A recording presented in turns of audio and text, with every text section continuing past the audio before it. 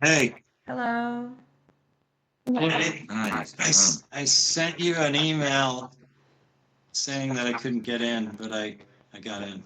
Yeah, we were having some trouble with it earlier too, but I think everyone's good now. Okay, So, cool. hi Russ, my name is Martha, and these are my group mates. Cool. So we are doing this interview for a construction technology class. We're just learning about technology that is used in the real world by professionals like yourself. So we'll just go ahead and start with some background questions, and then we'll go ahead and transition into those technologies you use. And then we'll just wrap up with one quick question at the end. Sure. Okay. Sounds great. So, would you mind telling us what is your current job title? I'm Vice President of Design Integration. Okay. And then, how long have you been currently working at your company, and how long have you been in the industry overall?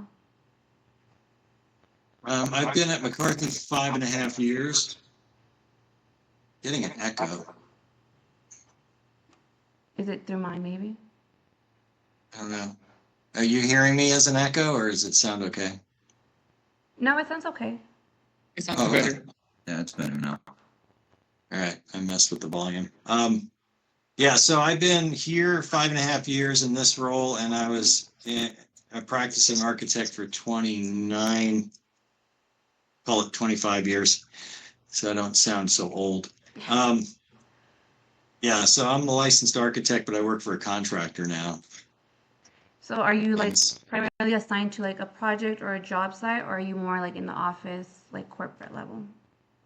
I'm in the office. Yeah, mostly in the office. Occasionally I go out on job sites. So then I'll just let one of my roommates ask about like those two technologies that you use and your everyday work day. Yeah, gosh, well, for pursuits and stuff, I use ArchiCAD, which is, I'm probably the only one on the company that uses that. Um, we use something called Revisto. I don't know if you've heard of it, as a kind of a federated model tool. And I'm pulling up an example here, if I can get it to load. Um, I'll show you some stuff here. So this is a past project, but I'll share my screen. So this is the high D gates at Sky Harbor Airport. And so this is where we gather together all of the models from all the different disciplines into a single model environment. And then we do clash detection and take our client on virtual tours through the space, et cetera. Um, but it's every system is modeled. Even some of these red zones are like access points to filters and things like that. Um, so this is how we do design phase clash detection, and this same model gets carried into construction. So that tool is called Revisto, Revizto.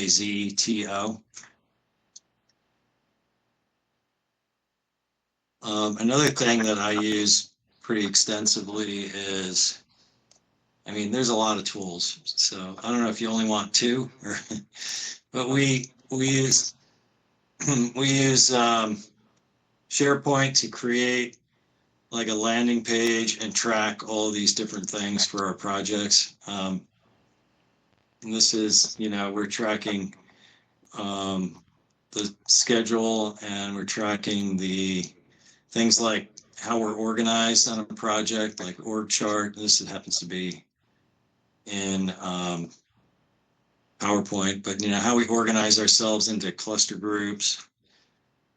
Um, I'm And looking at your question. Your sorry, are you, questionnaire only has like two technologies, so I don't know what you want to focus on, but there's a lot. and those technologies, are they used by like everyone in your like department or just by specific people? Pretty much by everyone in our department.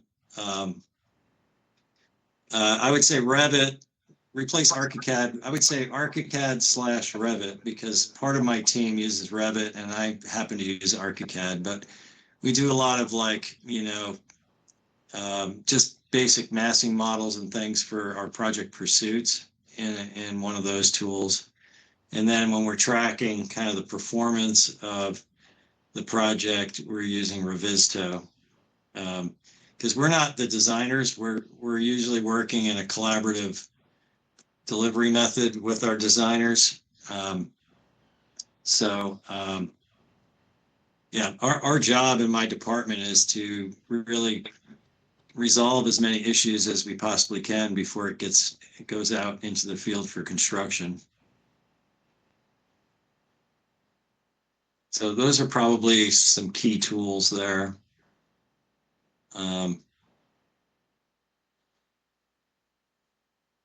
Yeah, so I think I'm answering most of these questions.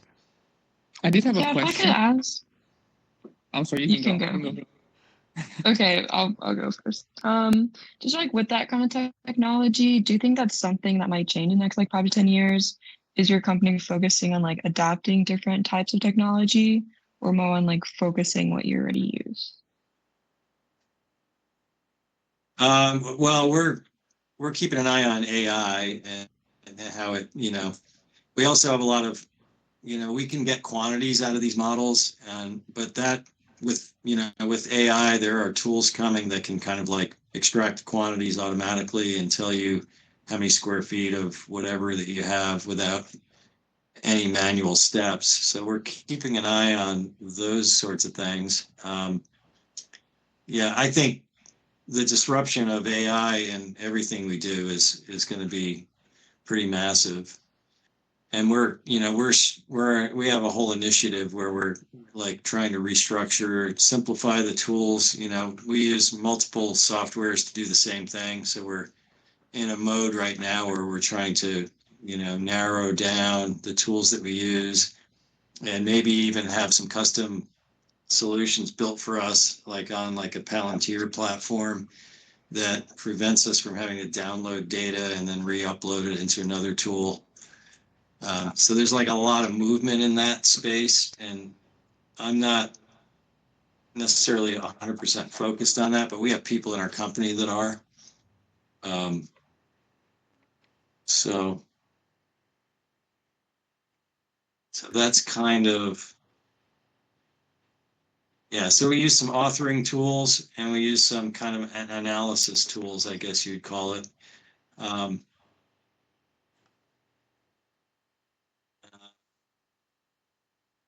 then question 12, what advice would you give students preparing to use technology in their future construction careers?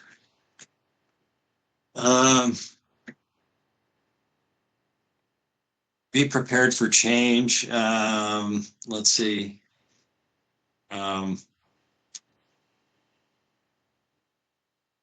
I mean, I think like throughout my career, it's always been like all about interoperability, like tools that talk to other tools. Computational design is huge. I'm sure you guys see a lot of that. Rhino, Grasshopper, Ladybug, all of those tools that have very focused, specific, a focus on like, energy modeling or parametric design, those sorts of things. I think those are probably still, the ability to predict energy performance, digital twins. I'm sure you hear these buzzwords. The notion of a digital twin is getting more traction. It's really the clients that need to buy into it. And usually industry, design and construction is way ahead of our clients' willingness to adopt new technologies. So we've been able to turn over smart buildings that can be used to manage the asset. There's some statistic, building a building, let's say you spend $100 million on a building, you're going to spend like, 10x in maintaining that building over its lifespan of say 50 years. And so there's a lot of emphasis on the digital twin as a tool to, optimize the building performance and understand when, do predictive analytics on when certain aspects of the building are going to have to be replaced or repaired and stuff like that. So that's a big thing that's happening out there. I had a quick question too. I know you had talked about keeping an eye on AI. Do you have any like hopes or like looking forward to how your company might use AI in the future and how like you might adapt with AI in the construction industry? Yeah, I think I'm not sure where this is going to go, but contractors are hiring architects in-house. I'm living proof of that.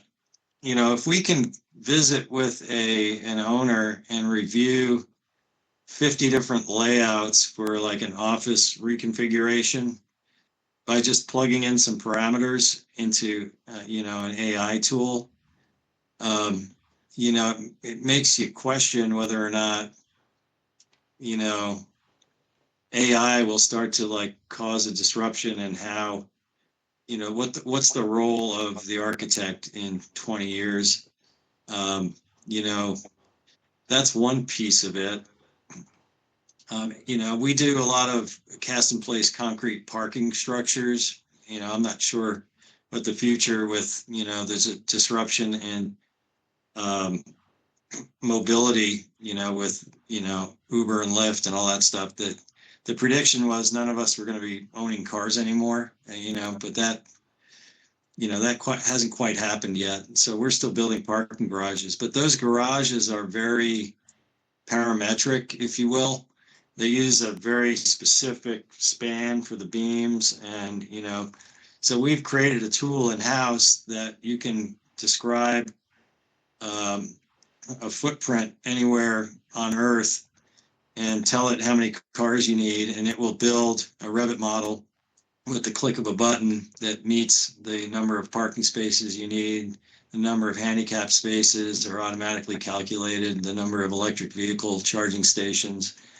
And so I think we're going to see more solutions like that where, if you're not delivering something highly custom, you could use AI to generate a complete set of, construction documents just based on, a wizard that asks you 15 questions up front. So, that's kind of what I'm seeing right now. And who knows what the future will bring.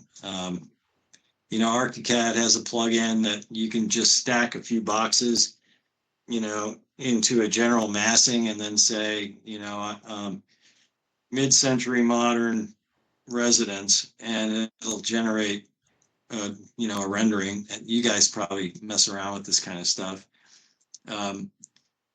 It's going to be interesting how clients react to this.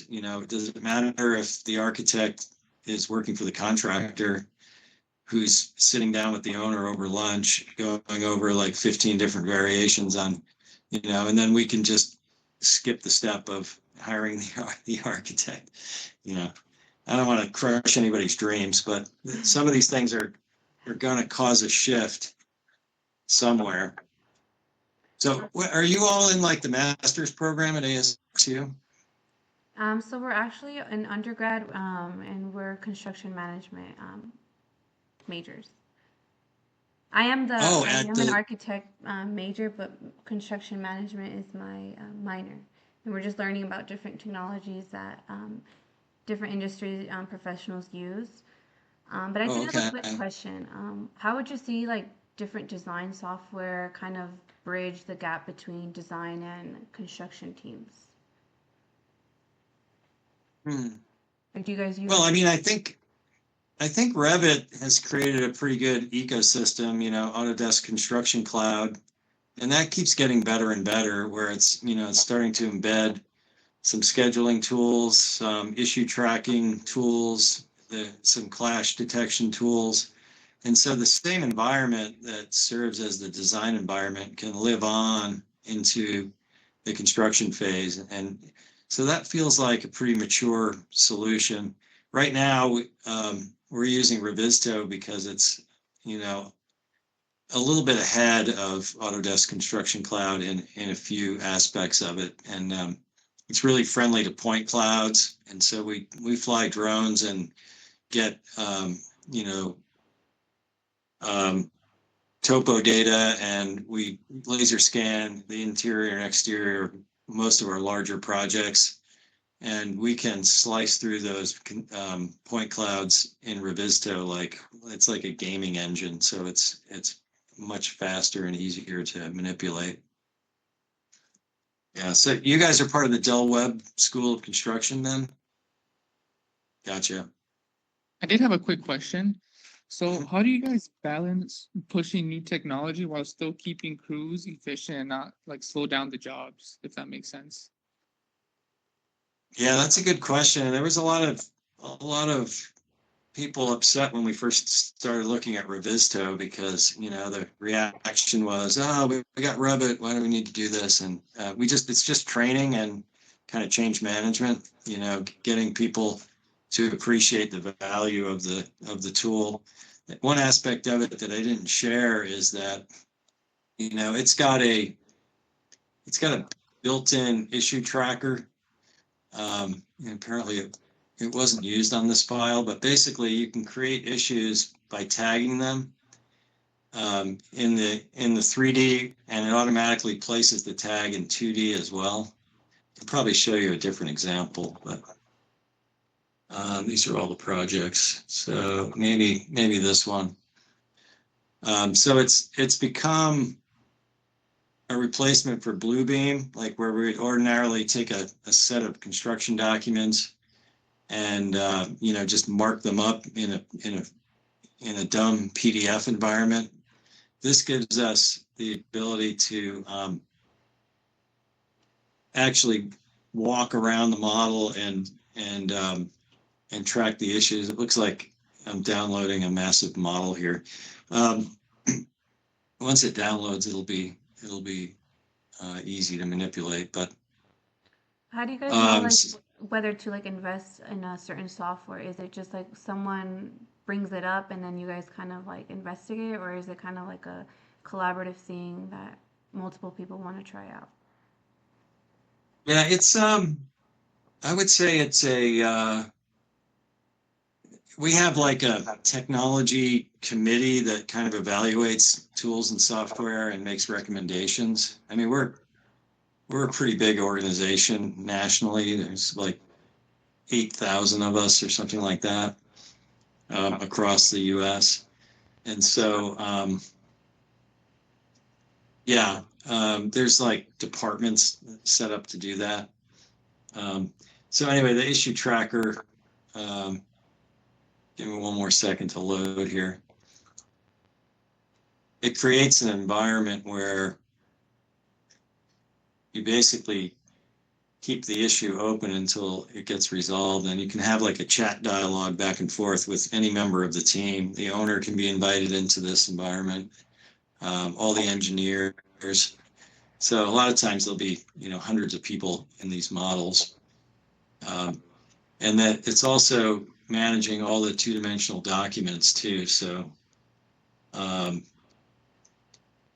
don't know which place to go here because I'm not completely familiar with everything about this project, but if you pull up a structural sheet with something on it, if I can find something with information on it. This must have been a preliminary set of documents. Sorry. I didn't rehearse this. Yeah, so then you can click on this button and it'll present you the two-dimensional plan, usually in the context of the model. I'm not exactly sure why I'm not seeing the 3D model, but it's probably not aligned. But the issue tracker allows you to you know, have a running dialogue of each issue. This is a conversation between team members and the issue stays open until it gets resolved. So it was tagged in the 3D window. If you want to fly to that spot, you can hit the 3D button, and then you're in a live environment. So I don't know, not dissimilar to Navisworks, just a little bit easier to manipulate. So we use this quite a bit to do our finite coordination. And you can see these are trade partner models because they have every hanger, and this is a BIM LOD 400 model. If we were to rely on the design models, they wouldn't have any of the hangers or the flanges or the connections. And then when we do clashing, we can't really rely on the information. So this is, there's a way to see how many people are on the team, but there's, usually 150 people on these projects having conversations back and forth until everything gets resolved. This is a K-12 school in Phoenix.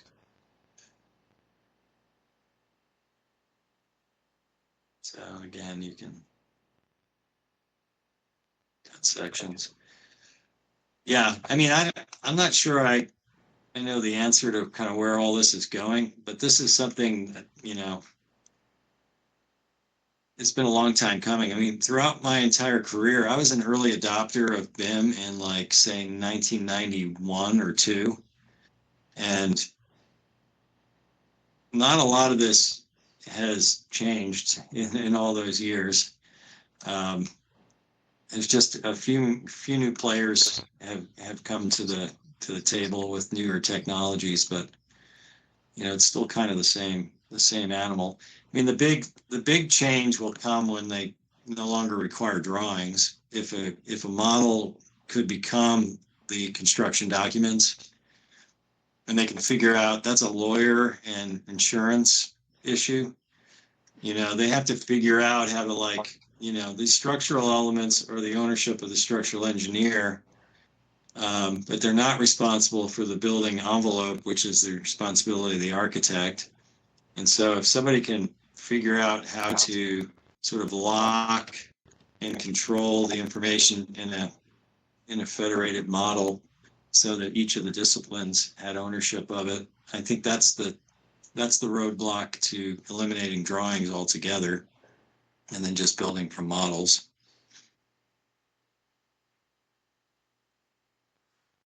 Do you guys use like any like VR technology? Yeah, we do. Let me see if I can find it. I think it's in here. Yeah, so this is we have a visualization group. And I don't know if I can still get in here. Let's see.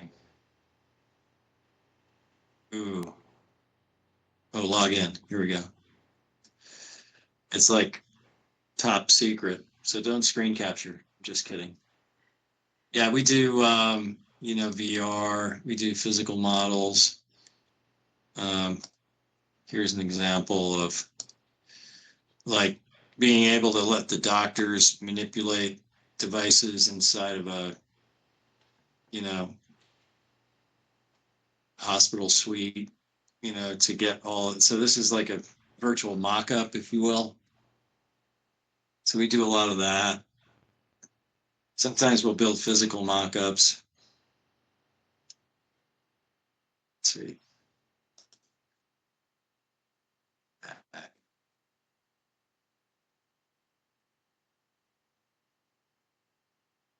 Oh, I didn't know this one existed.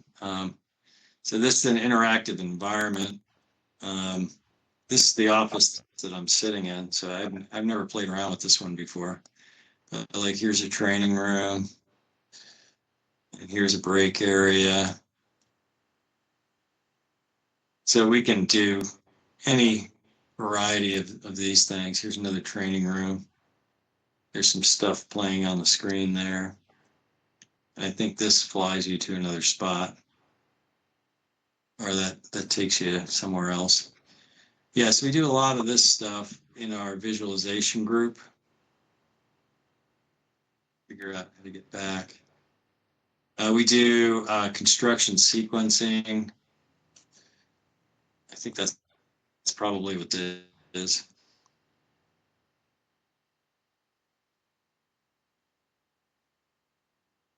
I haven't messed with this, so these take you to different aspects of the project. So this is the kind of stuff it takes to kind of win work. Let's see, what else do we do? Oh, logistics. These are fun. Gosh. Now here's one we did for Mayo up north. It's pretty subtle. You're gonna see, I think, fencing go up.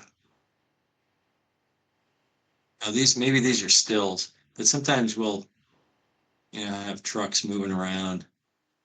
This is the largest crane in North America. Okay, let's see. So a lot of this stuff, I generated the geometry and then sent it to the visualization team, and then what we're trying to show here is that we're gonna like try to make it as beautiful as possible while we're under construction with these like screening materials and so on. Animations. I think there's some animations in this logistics section. I guess I'm clicking on the wrong things. But yeah, all kinds of stuff related to that. Sometimes we animate like the road, the path to get to the site.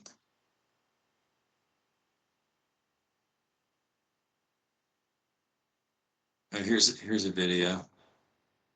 Let's see. Let's try this one.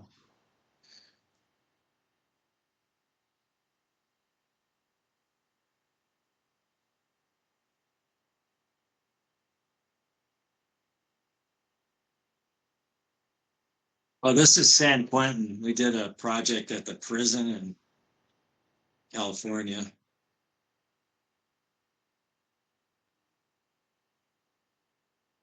Parking garage.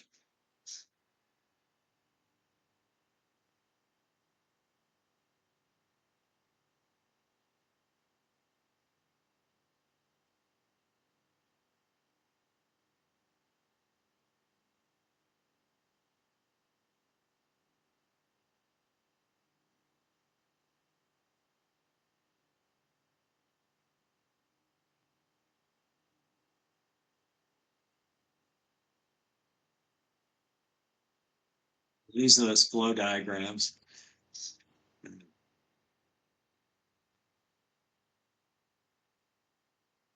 Now, this was a modular airport project. We were showing creating modules and trucking them across the airfield.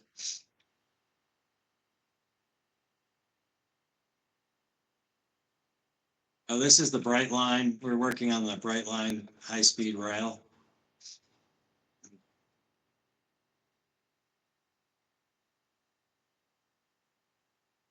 That's kind of an overview of the stuff we do.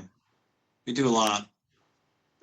That's like a combination of like Blender, Cinema 4D, I don't know, all kinds of different rendering tools, depending on which visualization team member gets your project. They use all kinds of different things. Adobe After Effects, Lumion, 3D Studio Max. Yeah, Well, I think anyway. you answered like all of our questions, so we really appreciate that. Just one last question. Is there any advice that you give us entering the construction field, maybe the design industry, that you might, based on your experience? I mean, based on my experience, like, I didn't wait for anybody to teach me any of these tools. Like, there's just like so much information out there on YouTube and stuff like that. And so one of the things I would encourage you to do is, if you can get a hold of a demo piece of software or a student version of software, any of these kinds of tools would give you a leg up if you, add that to your arsenal. because we're always trying to visualize to our clients, something that they don't understand. Our clients aren't builders and they're not designers, and so they don't read plans and sections and elevations. So as a way of guiding the decision making, it's only going to get more immersive and more three-dimensional over time, maybe even holographic, so I would say if there are, tools that you gravitate toward, try to, put in some time on the side when you're watching NCAA basketball and kind of learn how to, manipulate some of the software. Well, I'm not sure if any of my other group mates want to ask anything else. I did have one small question. So obviously, I'm assuming you work for McCarthy. As I actually have an internship with them in the summer. What's one advice you can give interns for them to adapt to a certain technology, or just learn before they start the internship? Who are you interning with? My project manager, her name's Allie Moore. Oh, okay. Ellie Moore. Let me look her up. The project is in they sent me the assignments in Buckeye, Oh, is it? the APS Hub West, I believe. Oh, okay. Yeah. Yeah, I mean, I would say, when the project's under construction, I think we're in a Procore world at that point. So I don't know if you're familiar with Procore or if there's any way to gain familiarity with it, but that's where we're, managing our RFIs and shop drawings and document sets and all that stuff. So I would say that's a good thing to, and then, Revisto, I'm sure there's a whole bunch of tutorials out there, but like we need more people out in the field who can spin a model around. Like, hey, somebody my age, and I'm a little bit of an exception because I can still, click the mouse and move the models around. But some superintendent out there is going to say, hey, today we're going to go do this, this, and this. And he's going to pull up a sheet of paper and tape it to the wall and say, let's talk about safety or let's talk about whatever. And if you can pull up a model that has all the underground utilities modeled, and you could really be an asset to the team to be able to kind of share. Why don't we put the model on the TV and we'll still have the piece of paper off to the side, and let's have a deeper conversation about all of the potential hazards associated with this work that's coming up. And you can even toggle on and off, the ceilings or whatever, and show whatever. I'm over explaining, but yeah, Revisto is definitely one, and I would say Procore is the other. Okay, perfect. I appreciate it. Thank you. Mm-hmm. Absolutely. Well, thank you again, Russ, for meeting with us. I think we all were really knowledgeable about some of the softwares you mentioned, but others are very new to us. But thank you again. We appreciate you taking the time to talk to us. Absolutely. Say hi to Max. Oh, I will. Yeah, he was a professor when I was at ASU going to school. So yeah, he was we go way back. Last semester. Yeah. Yeah. Awesome. Okay. Thank you. Have a great rest of your day. Thank you so You much. too. I appreciate it. Thank you. Have a good one. Thanks. Good luck, everybody.